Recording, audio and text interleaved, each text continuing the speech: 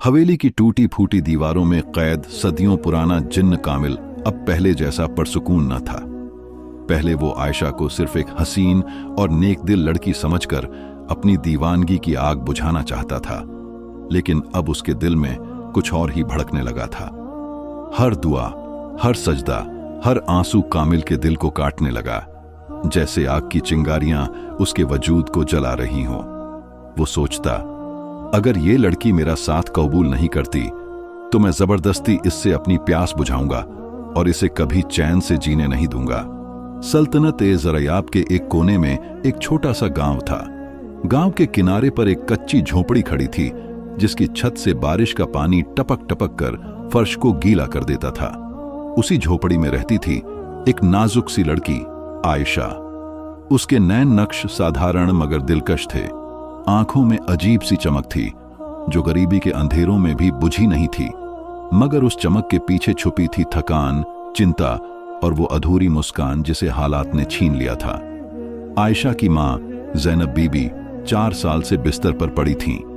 बीमारी ने शरीर को कमजोर कर दिया था, मगर दिल में ईमान की रोशनी अब भी बाकी थी। आयशा दिन रात मां की सेवा करती, कभी हकीम के पास दौड़ती, कभी पानी भरने जाती, कभी मोहल्ले वालों से उधार लेकर मां के लिए दवा लाती। अक्सर रातें भूखे पेट गुजर जाती। वो खुद भूखी रहती, मगर मां के लिए पानी में रोटी भिगो कर रख देती, ताकि ज़ैनब बीबी को कुछ सहारा मिल सके। हर सुबह फज्र की अजान पर आयशा उठती, वुजू करती और पुराने से जानमाज पर सजदा करके अपने रब से दुआ मांगती। उसकी दुआ में हमेशा एक ही जुमला होता, या अल्लाह, मेरी मां को शिफा दे और हमें हलाल रोजी अता कर। इसके बाद वो कुरान शरीफ खोलकर तिलावत करती और उन लफ्जों की रोशनी कच्चे कमरे को जन्नत जैसा सुकून दे देती। गांव के लोग आयशा के सब्र और हुस्न की मिसालें देते थे। कुछ ने उसकी गरीबी देखकर बुरे रास्ते दिखाए, कुछ ने नौकरी या शादी का लालच दिया, मगर आयशा हमेशा यही कहती, मेरे रब ने मेरे नसीब में जो लिखा है वही बेहतर है। मेरा सब्र ही मेरा असली खजाना है। एक दिन गांव की एक बूढ़ी औरत, जिसे सब माई हलीमा कहते थे, आयशा के पास आई।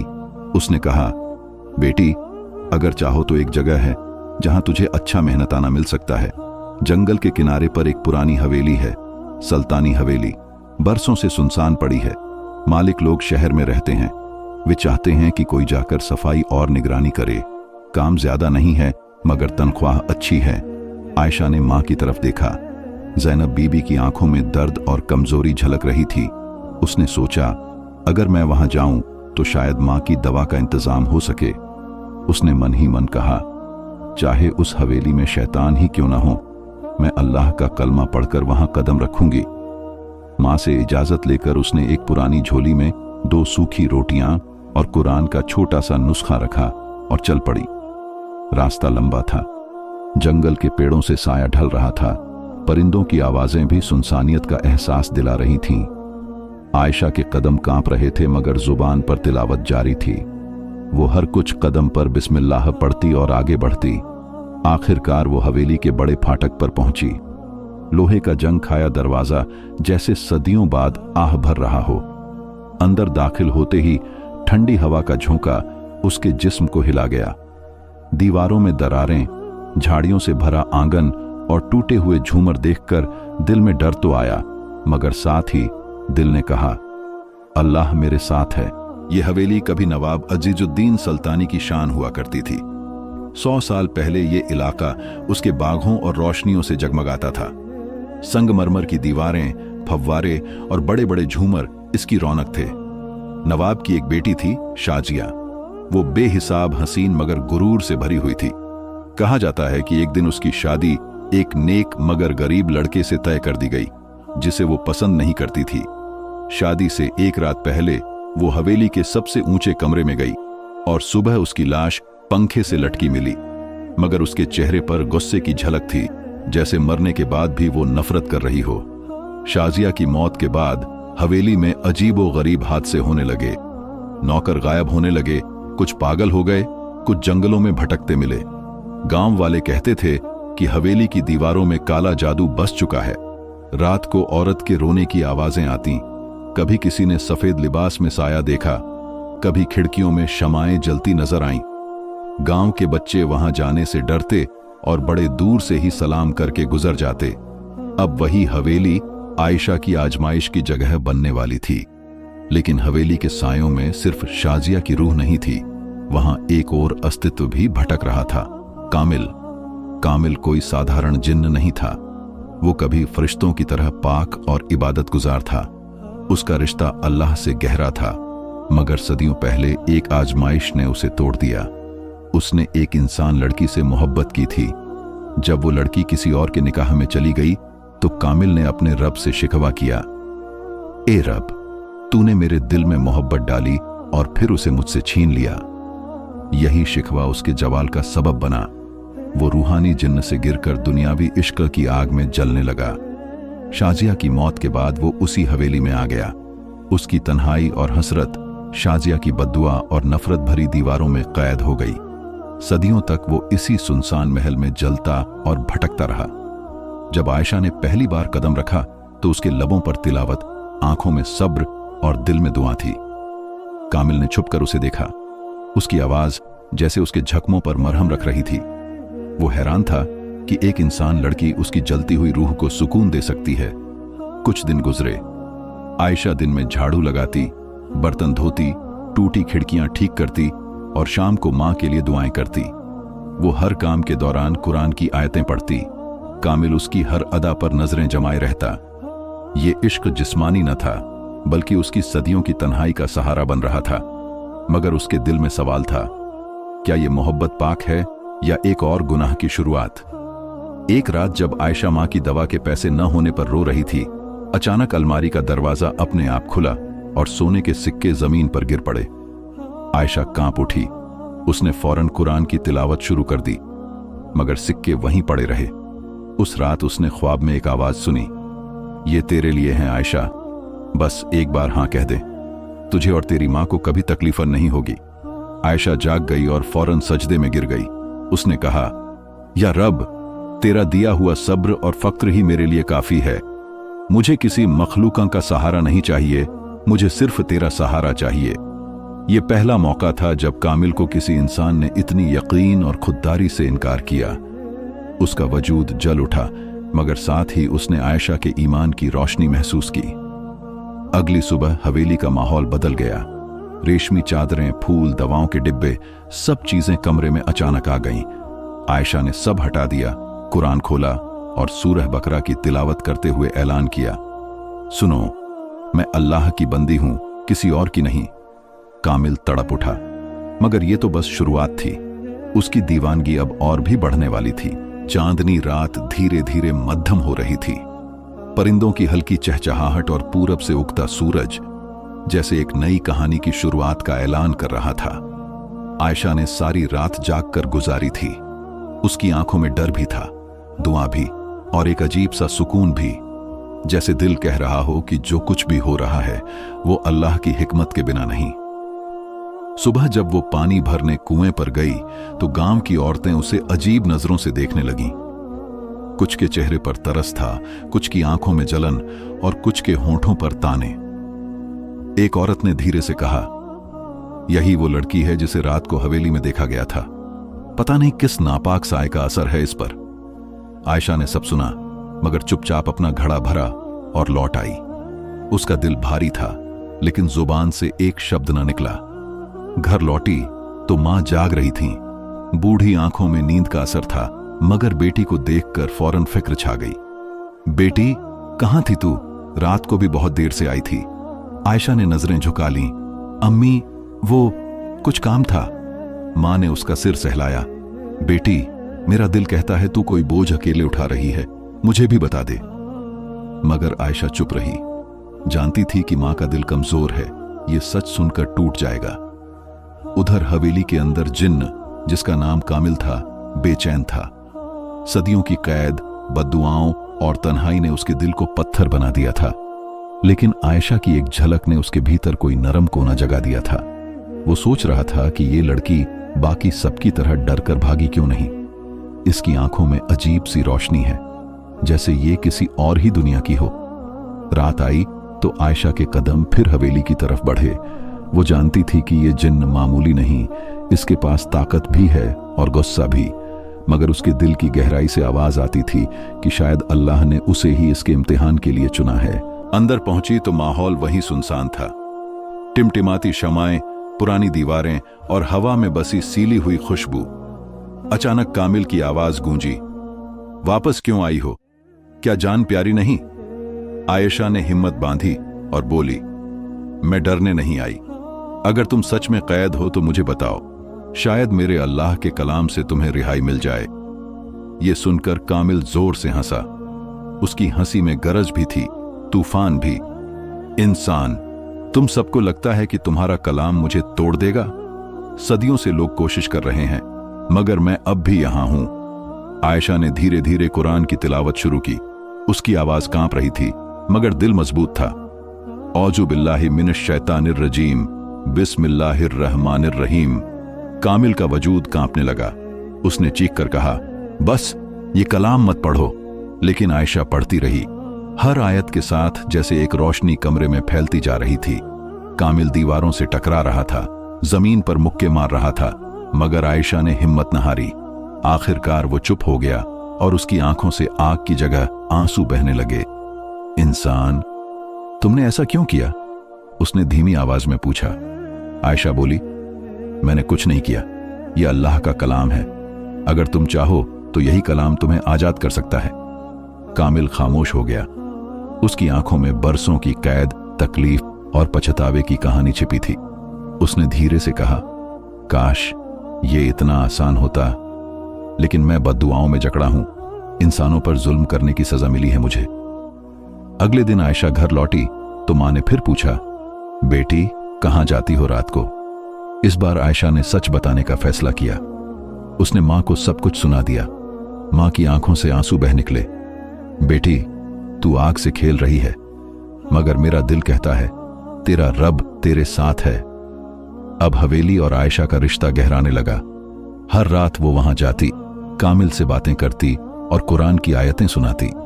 कामिल कभी गुस्से में आ जाता, कभी खामोश रहता, मगर भीतर भीतर उसका दिल बदलने लगा।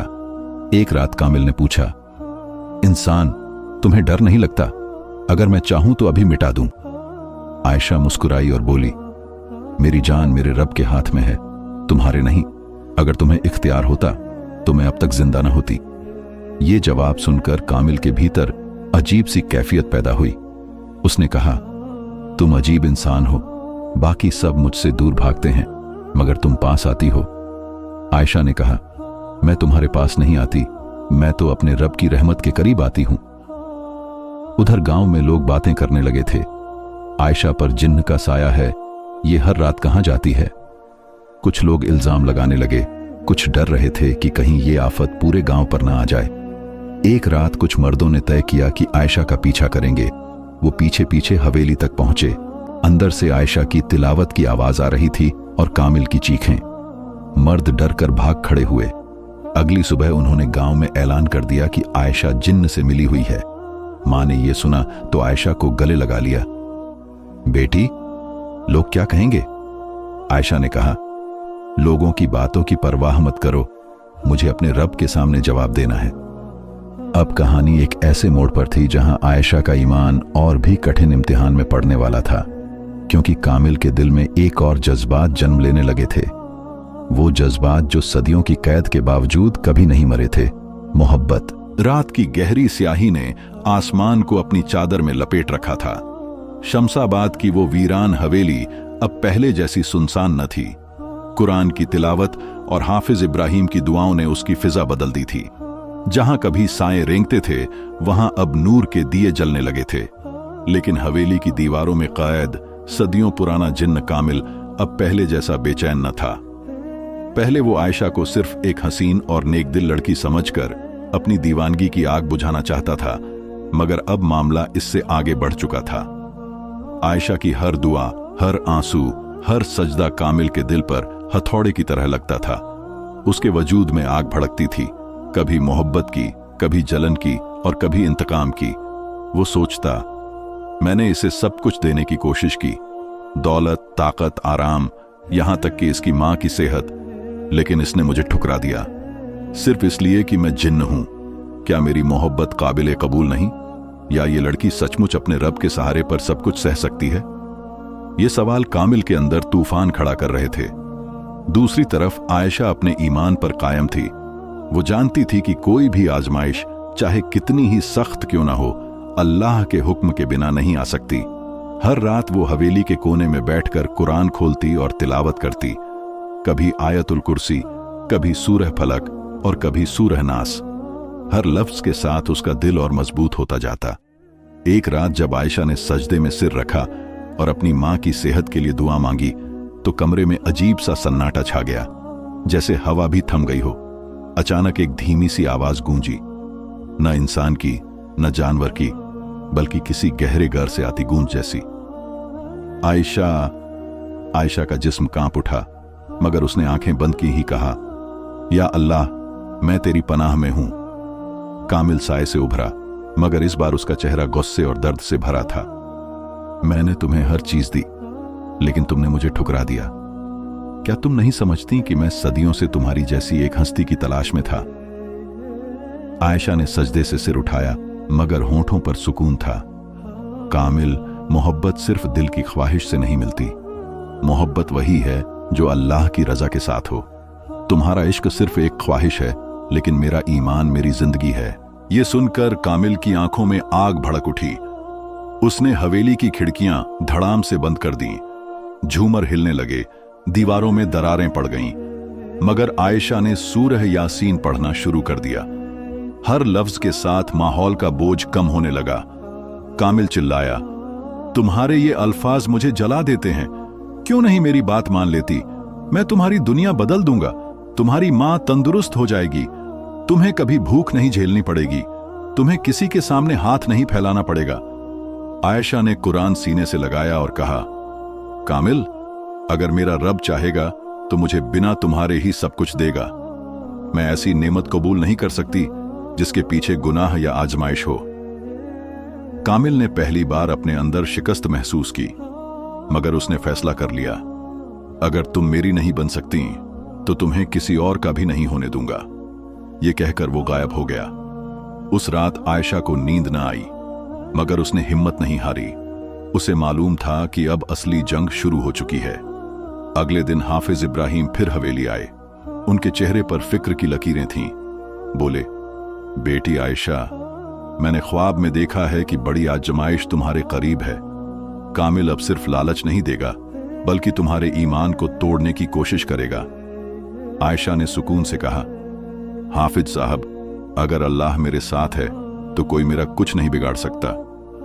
उन्होंने उसके सिर पर हाथ रखकर दुआ की, फिर बोले, याद रखना, जब शैतान तुम्हारे दिल में वसौसा डाले तो फौरन औजु बिल्लाहि मिनश शैतानिर रजीम पढ़ना। यही वो ढाल है जो हर बार रोक देती है। उसी शाम आयशा की मां फातिमा बीबी की तबीयत अचानक बिगड़ गई। उनका सांस तेज हो गया। आयशा घबरा गई और रोते हुए अल्लाह को पुकारने लगी। उसी वक्त कामिल सामने आया और बोला, देखा, तुम्हारा रब तुम्हारी मां को शिफा नहीं दे रहा। बस एक बार हां कर दो, मेरा हाथ थाम लो और देखो, तुम्हारी मां तंदुरुस्त हो जाएगी। आयशा की आंखों से आंसू बह रहे थे, मगर दिल पहले से भी मजबूत था। उसने ऊंची आवाज में कहा, कामिल, मेरा रब ही शाफी है। अगर मेरी मां की मौत लिखी है तो वो भी उसकी रजा में बेहतर है। मैं कभी तुम्हारे जाल में नहीं फंसूंगी। ये सुनकर कामिल के वजूद में तूफान उमड़ आया। उसकी चीख से कमरा कांप उठा, मगर उसी वक्त हाफिज इब्राहिम अंदर आए और जोर से अजान देने लगे। अजान की आवाज ने फिजा को भर दिया। कामिल पीछे हट गया। चेहरे पर दर्द और बेबसी साफ थी। वो चिल्लाया, ये लड़की मुझे बर्बाद कर देगी, और धुएं में गायब हो गया। आयशा ने मां को सीने से लगाया और रोते हुए कहा, अम्मी, मैं आपको कभी अकेला नहीं छोड़ूंगी। फातिमा बीबी ने धीमी आवाज में कहा, बेटी, तेरा ईमान ही तेरा सबसे बड़ा सहारा है। अल्लाह तुझे हर बुराई से महफूज रखे। रात बीत गई, मगर कामिल के दिल में नया इरादा जन्म ले चुका था। वो सोच रहा था कि अगर मोहब्बत से आयशा को हासिल नहीं कर सकता तो नफरत से जरूर करेगा। लेकिन उसे ये नहीं मालूम था कि मां की दुआ और बेटी का ईमान उसके 1000 साल के जादू से भी ज्यादा ताकतवर हैं।